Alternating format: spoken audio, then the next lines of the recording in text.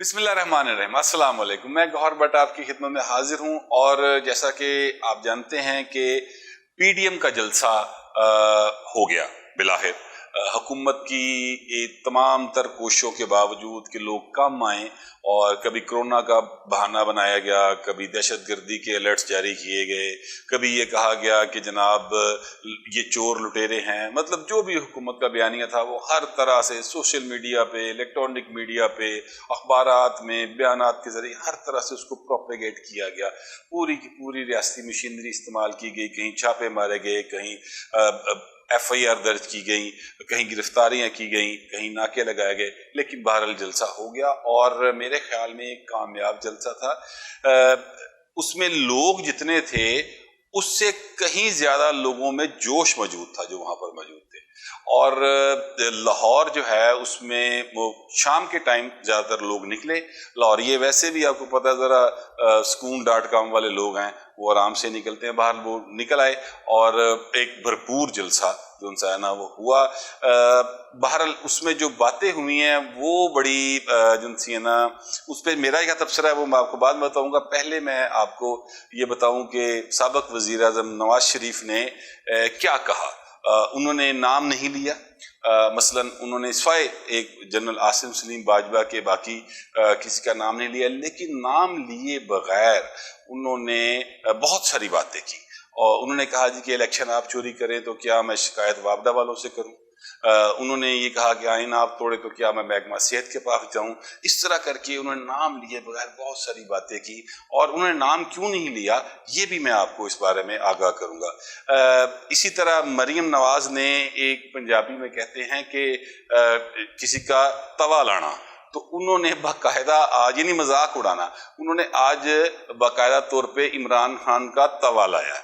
उन्होंने वहां पर बार बार कुछ क्लिप्स चलाए जिसमें इमरान खान जो है वो नवाज शरीफ की तारीफ कर रहे हैं कि उन्होंने 50 करोड़ दिए शौकत खानम के लिए, उन्होंने ज़मीन दी। कभी वो ये इस बात को डिफेंड कर रहे हैं कि वो पाकिस्तान में क्यों आए।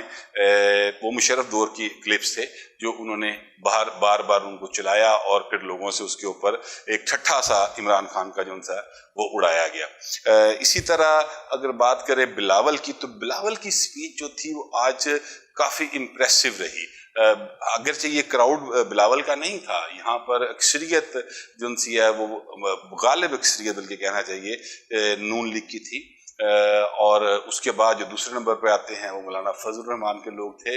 पीपल्स पार्टी बहुत थोड़ी तादाद में थी, लेकिन इसके बावजूद बिलावल की तकरीर बड़ी एग्रेसिव और बड़ी इम्प्रेसिव रही। क्योंकि बिलावल ने दो तरह से खेला। एक तो उन्होंने कहा कि अब किसी से बात नहीं होगी, फोन कॉल्स करना बंद कर दें।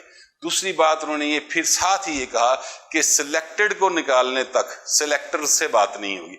यानी एक तरफ वो ये कह रहे हैं कि हम आपसे बात करेंगे, लेकिन पहले आप इमरान खान को निकाल लें, उसके बाद आपके साथ बात होगी। और दूसरी तरफ जो है वो कह रहे हैं कि फोन कॉल्स करना बंद करें, हम लॉन्ग मार्च करेंगे और इस्तीफा लेने आ रहे हैं। और जमूर पर डाका डाला गया है, पंजाब पर डाका डाला गया है, लाहौर के वोट लूटे गए हैं। इस तरह की बातें की उन्होंने, लेकिन एक मुकम्मल सियासतदान की तकरीर थी जो समझ रहा है गेम को कि गेम कहाँ हो रही है और किस तरीके से इसको मैंने खेलना है। मौलाना फजल रहमान ने जो बात की उसमें उन्होंने कहा कि कहीं ऐसा ना हो, यानी जाहिर है एस्टेब्लिशमेंट की तरफ इशारा करते उन्होंने कहा कि कहीं ऐसा ना हो कि यहाँ पर खाना जंगी की सूरत हाल पैदा हो जाए। तो ये बातें थी जो ओवरऑल मैंने नोट की और मैं इस बारे में आपको आगाह कर रहा हूँ। मैं आज जलसे में गया भी था, लेकिन चूंकि ठंड बहुत ज्यादा थी तो मैं जलसा यानी ये बिलावल और मरियम की स्पीचेस से बहुत पहले मैं वहां से वापस आ गया था। लेकिन जब तक मैं भी मौजूद था तब तक भी लोगों की एक बहुत बड़ी तादाद थी। और अभी रास्ते में जब मैं आ रहा था तो बहुत बड़ी तादाद में लोग जलसागाह की तरफ जा रहे थे। तो क्राउड के हवाले से जलसा कामयाब था मेरी राय के मुताबिक, और जो जोशो खरोश था लोगों का वो भी बहुत जबरदस्त था। तो इस हवाले से भी जलसा एक कामयाब था। अब मैं आपको बताता हूँ कि नवाज शरीफ ने जो तकरीर की उसमें उन्होंने बार बार कहा कि फिर कहा जाता है कि नाम ना लें। तो ये नवाज शरीफ को कौन कह रहा है नाम ना लें? जी, नवाज शरीफ को कहने वाले वहां पर मौजूद हैं, यानी लंदन में मौजूद हैं।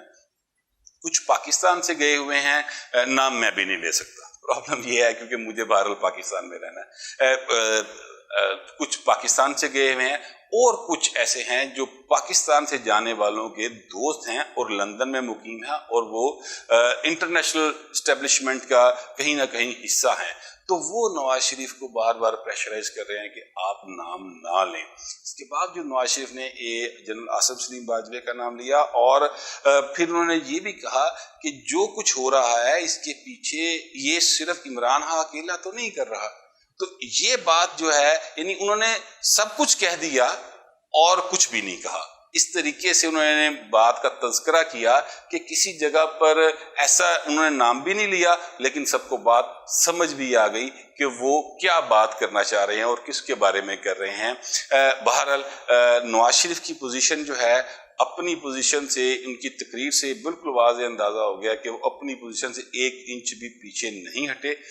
इस हद तक वो जरूर रहे हैं कि उन्होंने नाम नहीं लिए लेकिन अपनी पोजीशन से वो थोड़ा सा आगे ही बढ़े हैं, क्योंकि जिस तरह के उन्होंने इल्जामात आज भी लगाए हैं, जिस तरह की बातें आज भी की हैं, वो अपने बयानी से पीछे नहीं हट रहे। इस तरह मरियम ने जो बातें की हैं वो भी अपने बयानी से पीछे नहीं हट रही और मौलाना फजल रहमान भी जो हैं वो अपने बयानी पर कायम हैं। हाँ, अगर किसी ने सियासतदानों वाली स्पीच की, अगर किसी ने एस्टेब्लिशमेंट को या मुक़्तदर क़ुव्वतें या दूसरी पार्टीज या कोई रूम को रास्ता खुला रखा है तो वो सिर्फ बिलावल ने रखा है और उन्होंने बड़ा क्लियर कट कैटेगोरिकली ये कहा है कि आप फोन कॉल्स करना बंद कर दें और किसी सूरत भी हमसे राब्ता न करें तब तक जब तक आप इस सिलेक्टेड को नहीं निकाल देते। तो इसका मतलब ये है कि बिलावल उनसे बात करने को तैयार हैं, किसी न किसी सतह पर बिलावल से भी राब्ते हैं। मरियम से तो खुद कह चुकी हैं कि उनसे राब्ते किए जाते हैं, लेकिन वो वज़रा के राब्ते हैं, यानी वो सियासी लोगों के राब्ते हैं और मौलाना फजल रहमान के भी राब्ते मौजूद हैं। तो पहली बात तो ये कि पीडीएम ने जो कहा था कि हम किसी से राब्ते नहीं करेंगे और हमने फ़ोन सुनने बंद कर दिए हैं या हम उनसे बात नहीं करते, तो वो बात तो एक तरह से ख़त्म हो गई, क्योंकि आज जब बिलावल ने कहा कि फ़ोन कॉल्स करनी बंद कर दें तो इसका मतलब है कॉल्स आ रही थी तो बंद करवा रहे थे। लेकिन बिलावल की तकरीर एक मेजोर तकरीर थी और उसने इस एक बार फिर साबित किया कि उसकी तरबियत बेनज़ीर भुट्टो जैसी शख्सियत ने की है, जिसको सियासत का पूरी तरह से अदराक है और उसे इल्म है कि उसने कहाँ पे खेलना है और कब तक खेलना है और किसके साथ कितना टाइम गुजारना है। मैं आज के जलसे को अगर मुकम्मल तौर पर सम अप करूँ, यानी 1-2 जुमलों में सम अप करने की कोशिश करूँ, तो मैं ये समझता हूँ कि इस जलसे की वजह से हुकूमत के लिए स्पेस जो है, पॉलिटिकल स्पेस मजीद कम हुई है। न सिर्फ हुकूमत के लिए बल्कि उनके लिए भी कम हुई है जिनको लोग सिलेक्टर्स कहते हैं और मैं उनको एस्टेब्लिशमेंट कहता हूँ। उनके लिए भी स्पेस मजीद कम हो गई है। वक्त कम है, मुकाबला सख्त है। इसलिए अगर हम चाहते हैं, और मुझे यकीन है कि एस्टेब्लिशमेंट भी चाहती होगी, इमरान खान भी चाहते होंगे, नवाज शरीफ भी चाहते होंगे, सब पाकिस्तानी हैं और सबका ये ख्याल होगा कि हम जो है मुल्क की तरक्की करेंगे, बेहतरी की तरफ जाएं, तो फिर वक्त कम है, क्योंकि अपोजिशन जिस मूड में है और जिस तरीके से वो अपनी पॉलिटिकल स्पेस बढ़ाती जा रही है और घेरा तंग करती जा रही है इस्लामाबाद की तरफ, मुझे नहीं लगता कि अगर 1 महीने के 1-1.5 माह के अंदर अंदर चीज़ें बड़ी स्पीड के साथ जो सी हैं वो मौजूदा हुक्मरानों के हाथ से स्लिप होती जाएंगी और वो वक्त आ जाएगा कि जब वो सिर्फ यानी इस हद तक ही वज़ीर आज़म रह जाएंगे कि उनका सेक्रेटरी उनको प्राइम मिनिस्टर कह रहा होगा और वो उसको मिस्टर सेक्रेटरी कह रहे होंगे। ऐसे हालात से बचने के लिए बहुत ज़रूरी है कि कहीं ना कहीं किसी न किसी सतह के ऊपर संजीदगी के साथ अमल किया जाए। और ये जो हुकूमत के तोते हैं, कभी फिरदौस आशिकवान बोलती है, कभी फयाजुल हसन चौहान बोलते हैं, कभी शिबली फराज साहब आ जाते हैं, कि मैंने उन्होंने समझ नहीं आती, वो भाई वही ख्याल कर लगे तो अहमद फराज का पुत्र है, पता नहीं किस तरह की ज़बान बोलना शुरू करते हैं। वो एक अमेरिका से इन्होंने बंदा बुलाया हुआ है, शहबाज गिल, वो पता नहीं कौन सी ट्वीट्स करता रहता है अजीबोगरीब। तो इस किस्म के लोगों से बचना चाहिए और सिर्फ एक सीधी लाइन लें कि हमें पाकिस्तान को लेके आगे बढ़ना है और अपोजिशन के बगैर कोई जमहूरियत नहीं होती।